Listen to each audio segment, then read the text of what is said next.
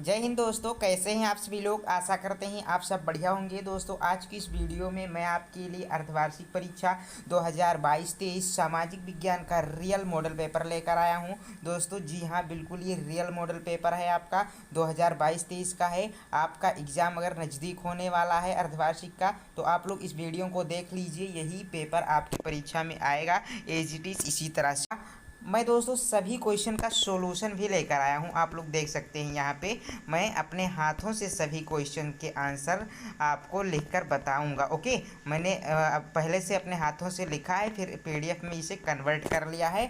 अगर आप लोगों को पीडीएफ भी चाहिए तो बता दीजिएगा, मैं आपके लिए पीडीएफ प्रोवाइड करा दूंगा। ओके, तो चलिए हम लोग पहले क्वेश्चन को देखते हैं, उसके बाद सारे प्रश्न के आंसर्स भी देखेंगे। फर्स्ट क्वेश्चन हमारा, बिस्मार्क जर्मनी का चांसलर कब बना। ऑप्शन ए 1848 ईस्वी, ऑप्शन बी 1856 ईस्वी, ऑप्शन सी 1860 ईस्वी और ऑप्शन डी है आपका 1862 ईस्वी। दोस्तों आप लोगों को इसका आंसर कमेंट बॉक्स में बताना पड़ेगा। पहले दोस्तों आप लोग कमेंट बॉक्स में बताइए, देखें आपका टेस्ट ले लें कितना आप लोग जानते हैं, कितनी तैयारी है आप लोगों की। उसके बाद मैं आपको तो आंसर बताऊंगा ही। गैरीबोल्डी कहाँ का निवासी था। चार ऑप्शन है आपके सामने यहाँ पे। फिर आपका अगला प्रश्न है, प्रश्न नंबर 3, हिंद स्वराज पुस्तक की रचना किसने की। हिंद स्वराज पुस्तक की रचना किसने की थी दोस्तों, आपको पता भी होगा। चौरी चौरा कांड किस वर्ष हुआ। चौरी चौरा कांड किस वर्ष हुआ था। एंड लोकतंत्र में सत्ता किसके हाथों में होती है। Option A Janata, option B सरकार, ऑप्शन सी विधायिका एंड ऑप्शन डी कार्यपालिका। देखिए दोस्तों, अब मैं आप लोगों को अति लघु उत्तरीय प्रश्न बता देता हूं। देखिए फर्स्ट प्रश्न है आपका, यंग इटली की स्थापना कब और किसने की। दूसरा प्रश्न है आपका, जलियांवाला बाग हत्याकांड कब और कहां हुआ। तीसरा प्रश्न है आपका, वैध सरकार किसे कहते हैं। आप लोग देख सकते हैं प्रत्येक प्रश्न 2-2 अंक का है। अगर आप इसका आंसर लिख देंगे तो प्रत्येक प्रश्न के 2 अंक आपके पक्के हो जाएंगे। फिर दोस्तों यहाँ से आपका लघु उत्तरीय प्रश्न स्टार्ट हो जाता है। भारतीय राष्ट्रवाद के उदय के 3 कारण लिखिए। 3 अंक का है, अथवा लगा हुआ है, इसमें आप चाहें तो इसे कर सकते हैं। ओके, जो आप लोग जाने वो हल कर दें, मतलब उसका आंसर लिख दें। अगला प्रश्न है, दबाव समूह किसे कहते हैं, इनके 2 कार्य बताइए। ये भी 3 अंक का है। लोकतंत्र में 3 महत्वपूर्ण सिद्धांत बताइए। लोकतंत्र के 3 महत्वपूर्ण सिद्धांत आपको बताने हैं। फिर विस्तृत उत्तरीय प्रश्न देख लीजिए। प्रत्येक प्रश्न 6 अंक का है आपका। फ्रांस की क्रांति के परिणामों की विवेचना कीजिए। सविनय अवज्ञा आंदोलन के कारण एवं परिणाम बताइए। फिर आपका अगला प्रश्न है, भारतीय संघवाद की प्रमुख विशेषताओं को विस्तार से समझाइए। 6 अंक का है। अथवा में फिर सामाजिक भेदभाव का क्या आशय है, इसके कारण बताइए। इसे समाप्त करने के 2 उपाय भी बताइए। फिर यहाँ से आपका आ जाता है मानचित्र वर्क। ये है आपका क्वेश्चन नंबर 14।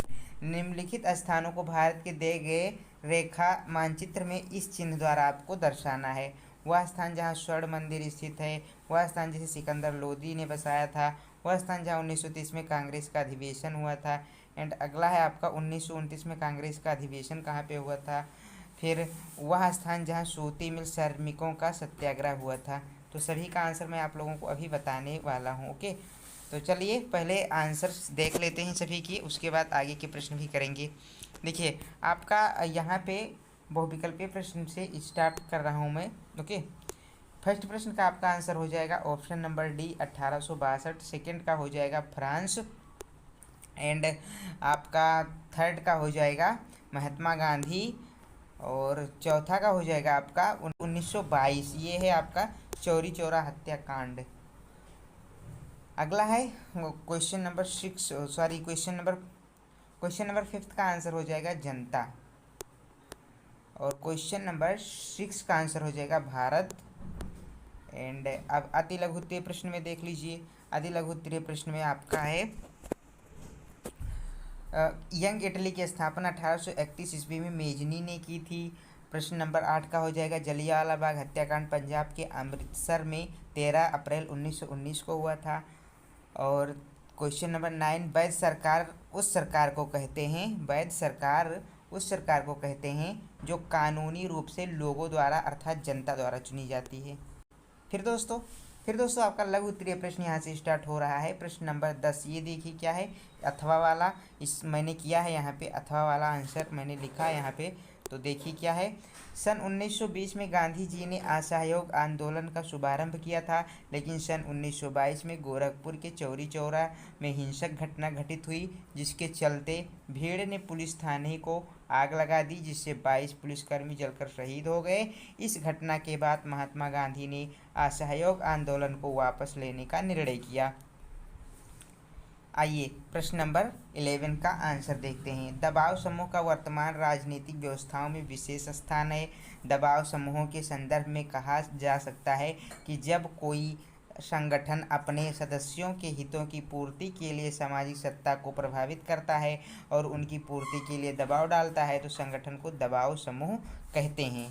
ये आपका है दबाव समूह। और इसके कार्य देख लीजिए क्या है, इसके कार्य हैं, यह सरकारी नीति को प्रभावित करने के लिए नैतिक प्रदर्शन एवं हिंसक उपद्रव यानी कि हड़ताल आदि का आयोजन करता है।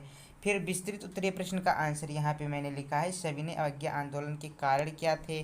ये है आपका, देखिए इसका प्रमुख कारण साइमन कमीशन को बहिष्कार और जनता के उत्साह को देखते हुए कांग्रेस नेताओं से यह विश्वास हो चुका था कि अब जनता आंदोलन हेतु तैयार है। फिर दूसरा है आपका, सविनय अवज्ञा आंदोलन के प्रारंभ होने का एक कारण यह था कि सरकार ने नेहरू समिति की रिपोर्ट को ठुकरा दिया था। ये आपका दूसरा कारण है। ओके, फिर इसके परिणाम क्या थे, जनता का अपार सहयोग मिला था इसमें। देश की शिक्षा संस्थाएं लगभग बंद सी हो गई क्योंकि छात्रों ने उनका त्याग कर दिया था। राष्ट्रीय शिक्षा के एक नए कार्यक्रम की शुरुआत की गई। प्रश्न नंबर 13 देखिए, प्रश्नोत्तर नंबर 13 का आंसर, भारतीय संघवाद की प्रमुख विशेषताएं। लिखित एवं कठोर संविधान। भारतीय संविधान लिखित संविधान है, इसमें 395 अनुच्छेद हैं। इसका निर्माण संविधान सभा द्वारा किया गया था। संविधान संशोधन में केंद्र तथा राज्य दोनों की समान भूमिका है। फिर यहाँ पे आपका दूसरा पॉइंट है, इसे भी आप लोग पढ़ लीजिए और लिख भी लीजिए। यहाँ पे आपका तीसरा पॉइंट है, राज्यसभा में राज्यों का असमान प्रतिनिधित्व। भारतीय संघ में राज्यसभा में राज्यों को समान प्रतिनिधित्व प्रदान नहीं किया गया है। छोटे राज्यों की तुलना में बड़े राज्यों का अधिक प्रतिनिधित्व है। फिर चौथा पॉइंट है, राज्यों को अपनी भाषा तथा लिपि बनाए रखने का अधिकार। भारत में राज्यों को अपनी संस्कृति, भाषा तथा लिपि बनाए रखने का अधिकार है। किसी राज्य में उसकी इच्छा के विपरीत अन्य भाषा को थोपा नहीं जाएगा। मानचित्र के सारे प्रश्न के आंसर यहाँ पे आपको मिल रहे हैं। प्रश्नोत्तर नंबर 14 आपका है ये आंसर। आप लोग देख लीजिए, प्रत्येक प्रश्न को पढ़ लीजिए, उसके बाद आंसर्स भी आप लोग मिला लीजिए। यहाँ पे पांचों प्रश्न के आंसर मैंने लिख दिया है। तो दोस्तों ये था आपका पार्ट नंबर का, और पार्ट नंबर खा जो आपका है वो रह गया है, तो वो मैं अगले वीडियो में ले आऊँगा उसका आंसर। ओके, तो आज की वीडियो में बस इतना ही दोस्तों। चलिए मिलते हैं अगली वीडियो में। जय हिंद, वंदे मातरम।